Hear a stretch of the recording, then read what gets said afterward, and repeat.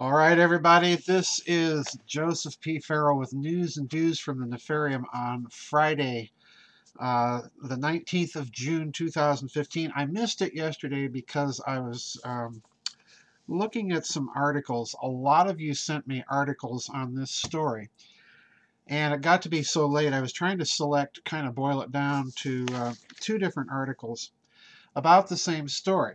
And it's the usual, the Nefarium has been busy sort of week. And in this case, Russia has been busy. And the two versions of this story, the first one I'm going to read you is from the Moscow Times. And I want you to listen very closely to the headline and then three paragraphs within the story. Then I want to read you the way the UK's Independent headlined the story, and then read three paragraphs from that, and do my usual high-octane speculation about what might be going on here. All right, so this story is from June 16th, 2015. This is the article from the Moscow Times, all right?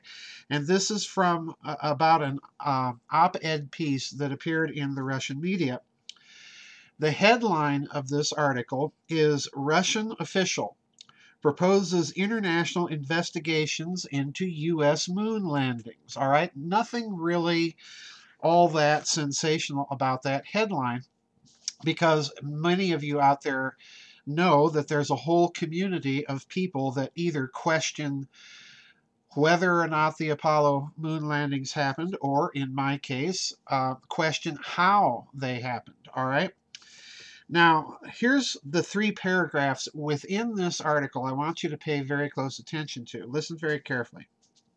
Quote, an international investigation, and incidentally, the Russian calling for this is named Vladimir Markin, all right?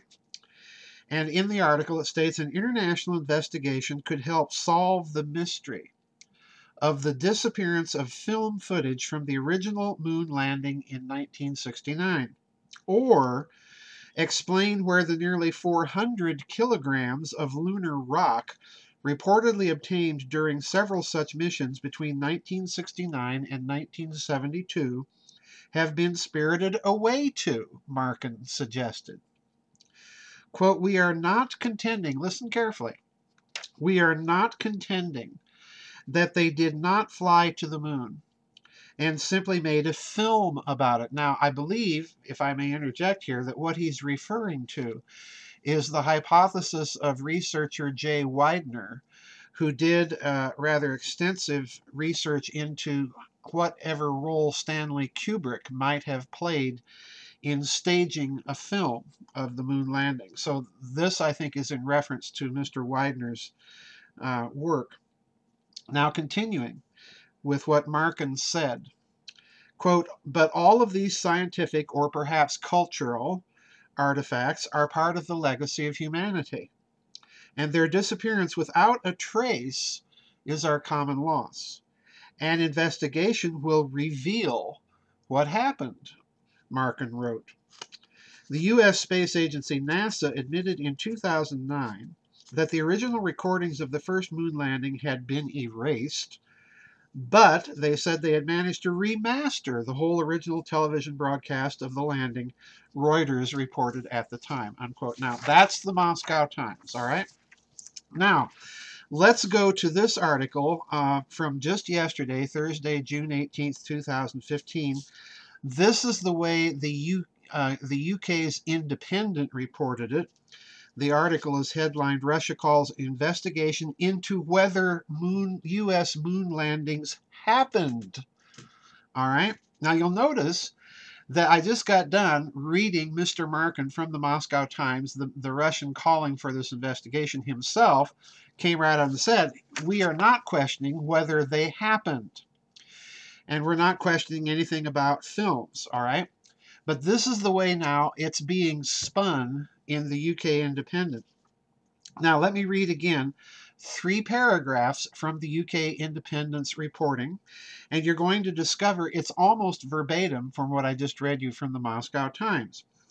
Quote, according to a translation by the Moscow Times, Markin would support an inquiry into the disappearance of original footage from the first moon landing in 1969 and the whereabouts of the lunar rock, which was brought back to the Earth during several missions. Quote, and now they're quoting him again, we are not contending that they did not fly to the moon and simply made a film about it. But all of these scientific or perhaps cultural artifacts are part of the legacy of humanity, and their disappearance without a trace is our common loss.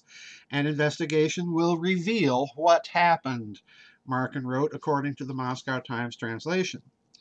The op-ed is unlikely to raise worries among NASA officials. Now, stop right there. I think the op-ed is raising worries among NASA officials. Continuing now. In 2009, NASA itself admitted it had erased the original video recordings of the first moon landing among 200,000 other tapes in order to, quote, save money, Reuters, according to Reuters. However, NASA has since restored copies of the landing, used recordings from other sources such as CBS News. The organization says that due to restoration efforts, the recording's quality is superior to the original one that has gone missing. In other words, there is no original NASA archival footage of the moon landing. They destroyed it, they said. Now, this brings me to my high-octane speculation. What's going on here?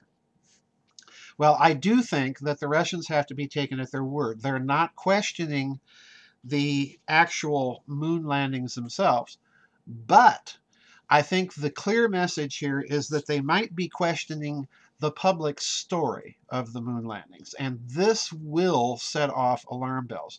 Now, if you're in that part of the Apollo skeptics community that completely disbelieves that anything happened, you can interpret this as being a Russian signal that they might blow the cover on the whole Apollo story.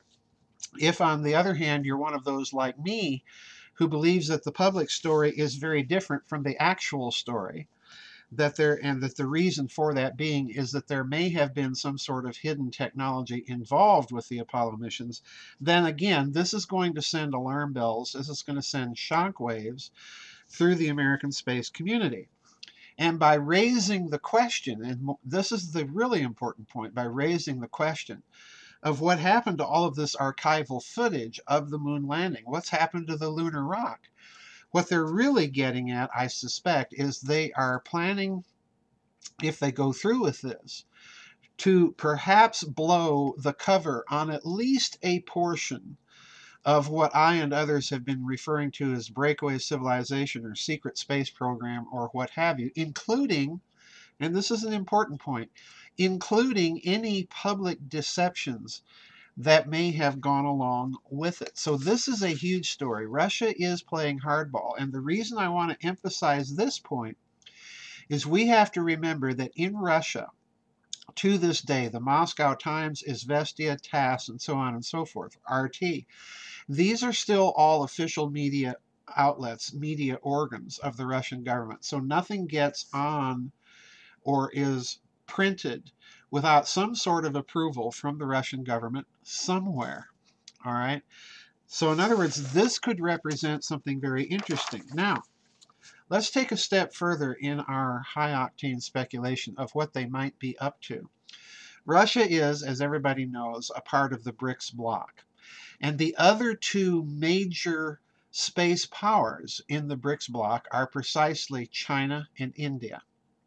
And both of these nations, India in particular, have had missions to the moon. We saw the recent Chinese moon mission in the last couple of years. And now India, being one of the few Earth space powers that has had successful probes to Mars. All right.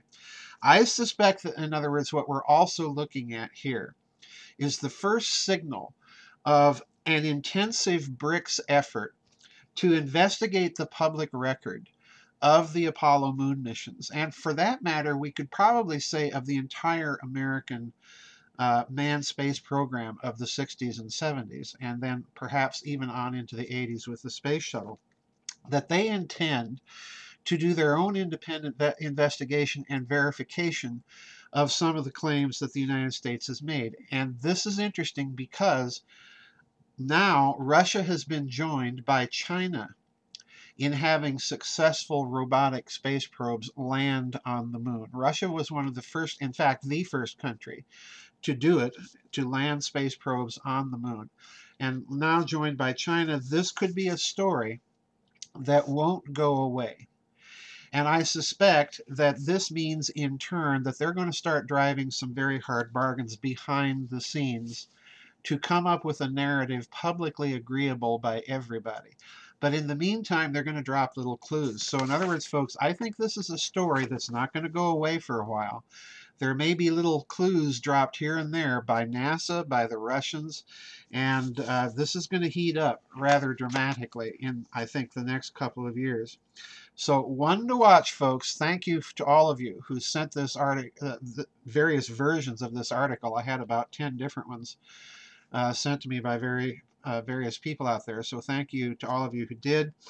I want to thank all of you who've been making some donations that have helped our website improvements lately.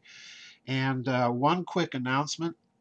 I did talk with David Hatcher Childress. He did inform me that the new book should be out sometime by mid-July to early August, sometime in there. And we've already talked about another new book. So that's coming down the pike, folks, and I'll let everybody know when that book is actually out. Anyway, thank you, everybody. God bless, and I'll see you on the flip side. Bye-bye.